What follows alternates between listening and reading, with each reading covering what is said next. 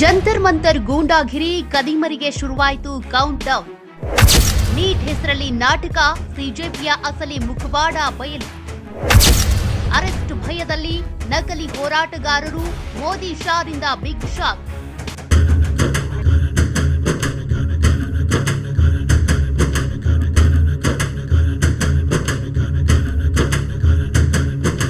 ಸ್ನೇಹಿತರೆ, ನಮ್ಮ ಪ್ರಜಾಪ್ರಭುತ್ವ ವ್ಯವಸ್ಥೆಯಲ್ಲಿ ಹೋರಾಟ ಮಾಡೋದು, ಪ್ರತಿಭಟನೆ ಮಾಡೋದು ಪ್ರತಿಯೊಬ್ಬ ನಾಗರಿಕನ ಹಕ್ಕು.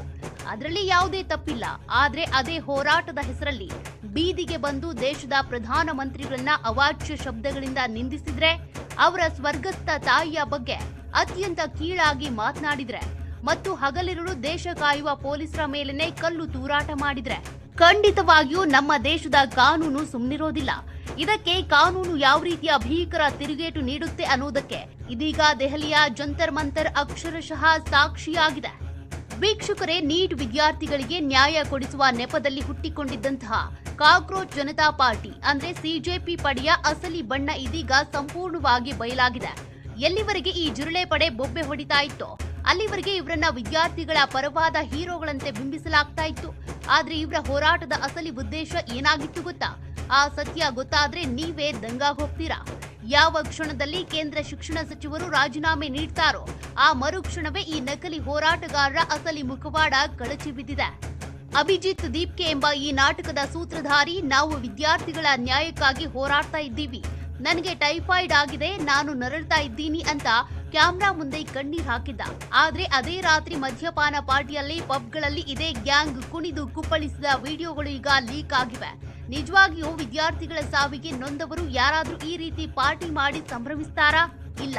ಇವರಿಗೆ ನೀಡಲಾಗಿದ್ದ ಒಂದು ರಾಜಕೀಯ ಟಾಸ್ಕ್ ಕಂಪ್ಲೀಟ್ ಆಯ್ತು ಅನ್ನುವ ಖುಷಿಯಷ್ಟೇ ಅವರಲ್ಲಿತ್ತೇ ಹೊರತು ವಿದ್ಯಾರ್ಥಿಗಳ ಪರವಾದ ಯಾವುದೇ ಕಳಕಳಿ ಇರಲಿಲ್ಲ ಅನ್ನೋದು ಈ ವಿಡಿಯೋಗಳಿಂದ 100% ಸಾಬೀತಾಗಿದೆ.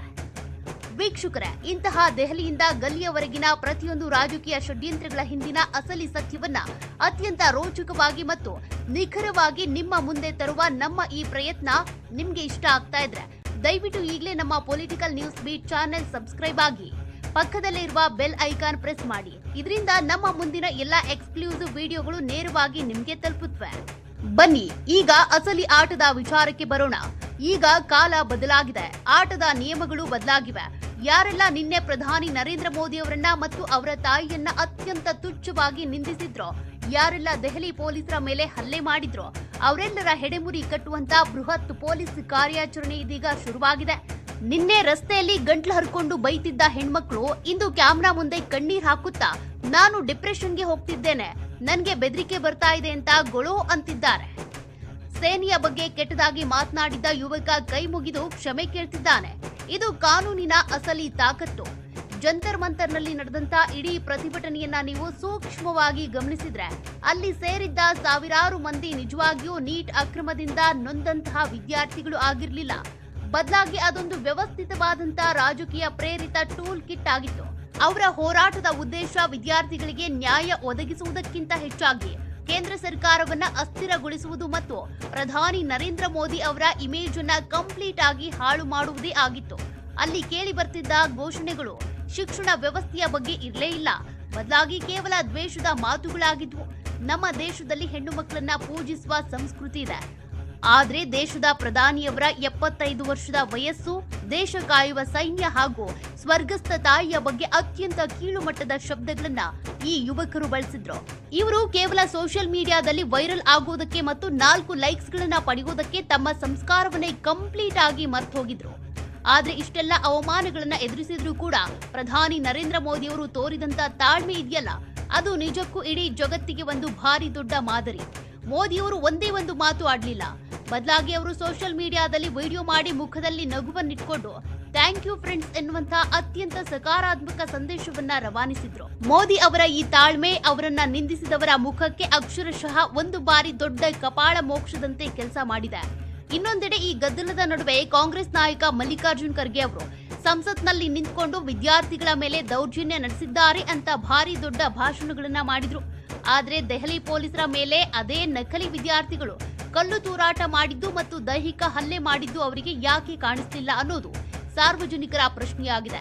ಪ್ರಜಾಪ್ರಭುತ್ವದ ಹಕ್ಕಿನ ಹೆಸರಲ್ಲಿ ಕಾನೂನನ್ನ ಕೈಗೆ ಎತ್ತಿಕೊಳ್ಳುವಂತಹ ಗೂಂಡಾಗಳನ್ನ ಬೆಂಬಲಿಸುವುದು ಎಷ್ಟು ಸರಿ? ವೀಕ್ಷಕರೇ, ಈ ನಕಲಿ ಹೋರಾಟಗಾರರ ವಿರುದ್ಧ ಕೇವಲ ದೆಹಲಿಯಲ್ಲಿ ಮಾತ್ರವಲ್ಲ, ಇದೀಗ ದೇಶದಾದ್ಯಂತ ಭಾರಿ ದೊಡ್ಡ ಪೊಲೀಸ್ ಕಾರ್ಯಾಚರಣೆ ಶುರುವಾಗಿದೆ. ಬಿಹಾರ, ಬಂಗಾಳ ಮತ್ತು ಅಸ್ಸಾಂ ಪೊಲೀಸರು ಈಗಾಗಲೇ ತಮ್ಮ ರಾಜ್ಯಗಳಲ್ಲಿ ಗಲಭೆ ಸೃಷ್ಟಿಸುವುದಕ್ಕೆ ಪ್ರಯತ್ನಿಸಿದವರ ಹೆಡೆಮುರಿ ಕಟ್ಟಿದ್ದಾರೆ. ವಾಕ್ ಸ್ವಾತಂತ್ರ್ಯ ಇದೆ ಎಂದ ಮಾತ್ರಕ್ಕೆ ಬಾಯಿಗೆ ಬಂದಂತೆ ಮಾತನಾಡುವವರಿಗೆ ಕಾನೂನಿನ ರುಚಿಯನ್ನ ತೋರಿಸಲಾಗ್ತಾ ಇದೆ. ಉತ್ತರ ಪ್ರದೇಶದಲ್ಲಿ ಯೋಗಿ ಆದಿತ್ಯನಾಥ್ ಅವರ ಬಗ್ಗೆ ಕೆಟ್ಟದಾಗಿ ಮಾತನಾಡಿದ ವ್ಯಕ್ತಿಯನ್ನ ಕೇವಲ ಕೆಲವೇ ಕ್ಷಣಗಳಲ್ಲಿ ಅರೆಸ್ಟ್ ಮಾಡಲಾಗಿದೆ. ಈ ಆಕ್ಷನ್ಗಳಿಂದಾಗಿ ನಕಲಿ ಕಾಕ್ರೋಚ್ಗಳ ಎದೆಯಲ್ಲಿ ಭಾರಿ ದೊಡ್ಡ ನಡುಕ ಶುರುವಾಗಿದೆ. ಕೊನೆಯದಾಗಿ ಈ ಇಡೀ ಘಟನೆಯಿಂದ ಯುವ ಜನತೆ ಕಲಿಬೇಕಾದ ಅತಿ ದೊಡ್ಡ ಪಾಠ ಹೊಂದಿದೆ. ತಮ್ಮ ಭವಿಷ್ಯಕ್ಕಾಗಿ ಹೋರಾಡುವಾಗ ಯಾರು ನಿಜವಾದ ಹಿತೈಷಿಗಳು ಮತ್ತು ಯಾರು ತಮ್ಮನ್ನ ಕೇವಲ ರಾಜಕೀಯ ದಾಳಗಳನ್ನಾಗಿ ಬಳಸಿಕೊಳ್ತಿದ್ದಾರೆ ಅನ್ನುವುದನ್ನ ಯುವಕರು ಅರ್ಥ ಮಾಡಿಕೊಳ್ಬೇಕು.